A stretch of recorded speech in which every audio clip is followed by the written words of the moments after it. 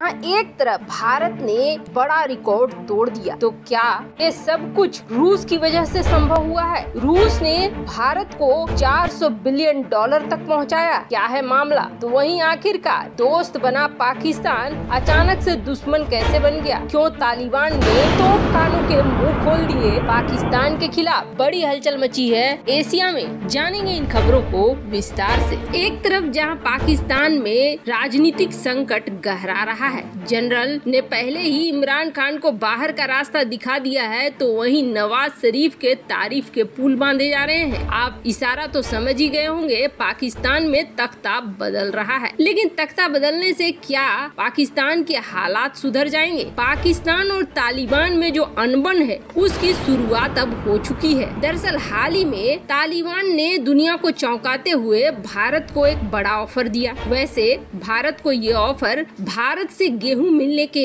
बाद दिया गया।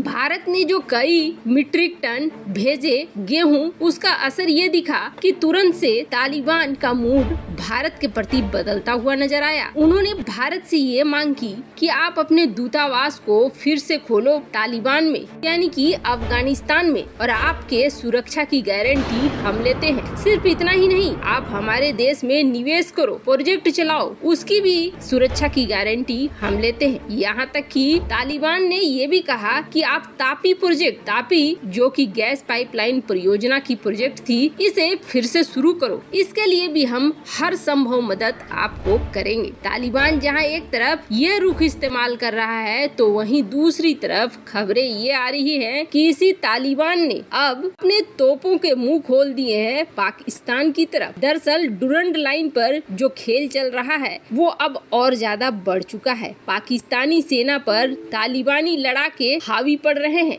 और डुरंड लाइन पर आए दिन कुछ न कुछ हो ही रहा है। ऐसे में तालिबान ने अब तोपों का रुख कर दिया है कथित तौर पर पाकिस्तान की तरफ कि अगर फिर से कुछ डुरंड लाइन पर होता है तो पाकिस्तान को सबक सिखाने के लिए तैयार खड़ा है तालिबान। खैर ये तो एक दिन होना ही था और ये दिन इतना जल्दी आ जाएगा भले इसका अंदाजा नहीं था, लेकिन ये आएगा जरूर, इसका अंदाजा था। पाकिस्तान को कई बार पहले भी सचेत किया गया था कि अमेरिका का इस क्षेत्र से हटना सबसे बड़ी प्रॉब्लम पाकिस्तान के लिए ही लेकर आएगा। अब जरा सोचिए, बलूचिस्तान में विद्रोह चल रहा है, डुरंड लाइन में तालिबान तोप लिए खड़ा है और खुद देश के अंदर राजनीतिक संकट गहराया हुआ है। इसका असर क्या होने वाला है? खैर, पाकिस्तान और तालिबान में जहां नहीं बन रही है और तालिबान ने OIC से भी किनारा कर लिया है, ऐसे में साफ दिख रहा है कि पाकिस्तान और तालिबान की ये लड़ाई लंबी चलेगी। पर वहीं दूसरी तरफ भारत ने एक बड़ा रिकॉर्ड तोड़ दिया है और भारत का ये रिकॉर्ड तोड़ना कहीं न कहीं भारत को एक महाशक्ति के रूप में बढ़ता हुआ दिखा रहा है। जो अफ्रीका के देश है, अफ्रीका के देशों में सबसे पहले तो चीनी हथियारों ने बोलबाला किया। रूसी हथियार महंगे होते हैं, इसलिए खरीदते नहीं थे अफ्रीका के देश रूसी हथियारों। पर जब चीनी हथियार एक के बाद एक खराब निकलने शुरू हुए, तब उन्होंने रूसी हथियारों की तरफ रुख करना शुरू किया और रूसी हथियारों को खरीदना शुरू किया। लेकिन अब लग गया है प्रतिबंध, और प्रतिबंध लगने के साथ ही इन देशों में अब डर हो गया है कि अगर ये रूसी हथियार को खरीदते हैं तो हर कोई भारत नहीं है जो प्रतिबंधों से बच जाएगा, और जब प्रतिबंध लगेंगे